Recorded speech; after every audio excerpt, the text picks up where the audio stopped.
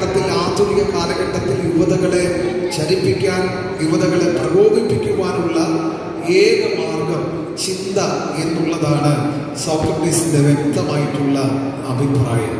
സംസ്ഥാന സിയുടെ താലന്ത് മത്സരം ചില നിമിഷങ്ങൾ കൂടി കഴിയുമ്പോൾ ഈ വേദിയിലും മറ്റു 3 വേദികളിലും ആരംഭിക്കാനായിട്ട് പോവുകയാണ്.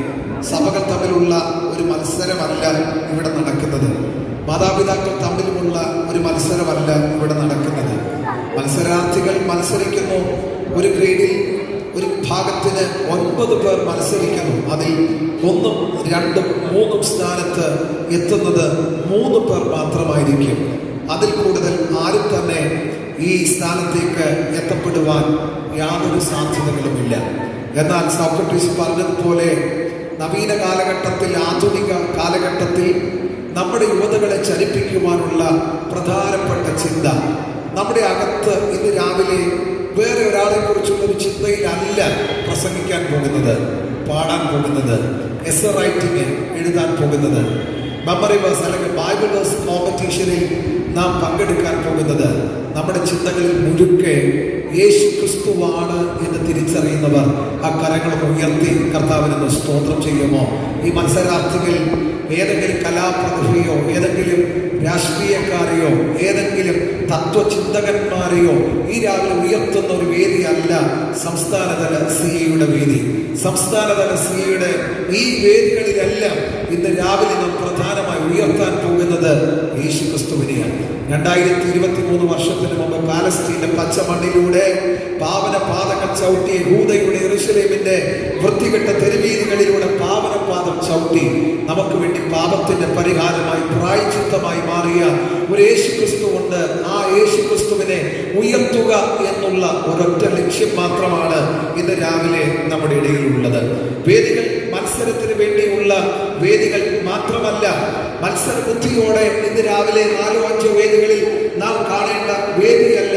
അങ്ങനെ ഒരു മത്സരബുദ്ധിയോടെ നാം ഈ വേദികളെ കാണുന്നുവെങ്കിൽ നിശ്ചയമായിട്ട് നാം അസ്വസ്ഥരാകും, നാം ഡിസ്റ്റർബൻസിലേക്ക് എത്തപ്പെടുവാൻ ഇടയാകും. അല്ല, യേശു ക്രിസ്തുവിനെ കുറിച്ചുള്ള പരിജ്ഞാനം എന്റെ 18-ാമത്തെ വയസ്സിൽ, 25-ാമത്തെ വയസ്സിൽ, 30-ാമത്തെ വയസ്സിൽ, 40-ാമത്തെ വയസ്സിൽ ദൈവം നൽകിയ ആ കഴിവുകൾ പ്രകാശിപ്പിക്കണമെന്നുള്ള പ്രധാനപ്പെട്ട ചിന്തയോടെ നമുക്ക് ഇന്നത്തെ മത്സരങ്ങൾ പ്രാർത്ഥിച്ച് ദൈവകരങ്ങളിൽ ഏൽപ്പിക്കാം.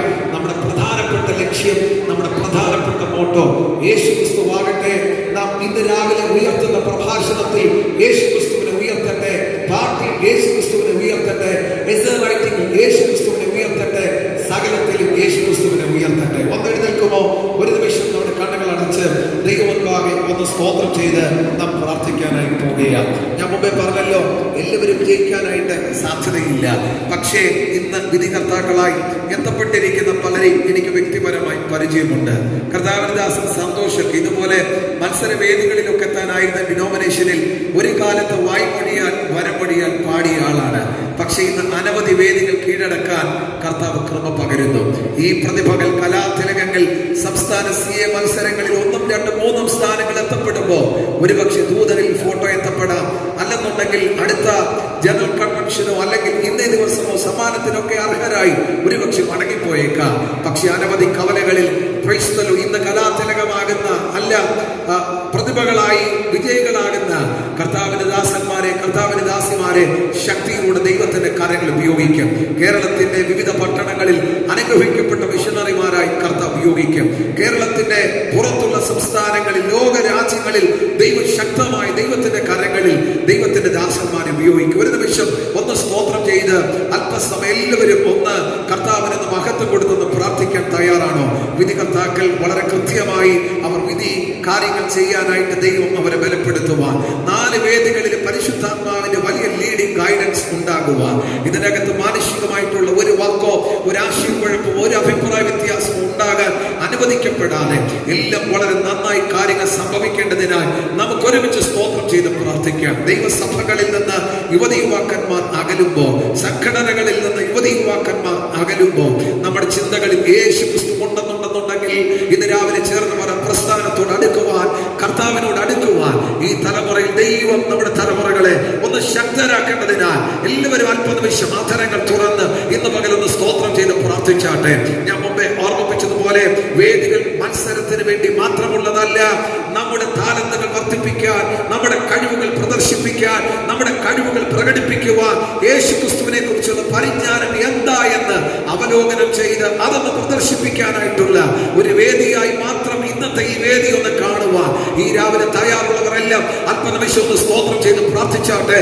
അതരങ്ങൾ തുറന്ന് കമാൻ ശബ്ദമുയർത്തി പാട്ടിലൂടെ യേശുക്രിസ്തുവിന്റെ നാമത്തെ ഉയർത്തട്ടെ. ഗ്രൂപ്പ് സോങ്ങിലൂടെ യേശുക്രിസ്തുവിനെ ഉയർത്തട്ടെ.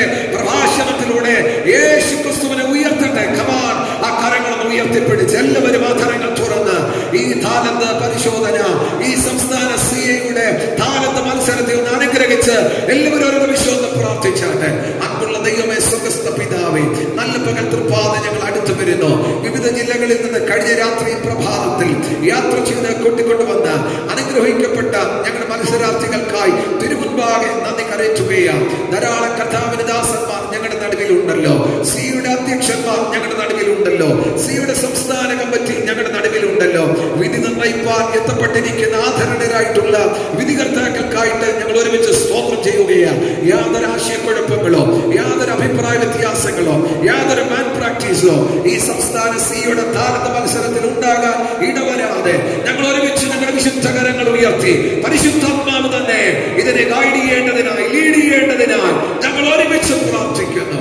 മഹത്വമങ്ങണിക്കും പ്രാർത്ഥനയാതനകൾക്ക് യേശുക്രിസ്തുവിന്റെ തുല്യ നാമത്തിൽ തന്നെ ആമേൻ.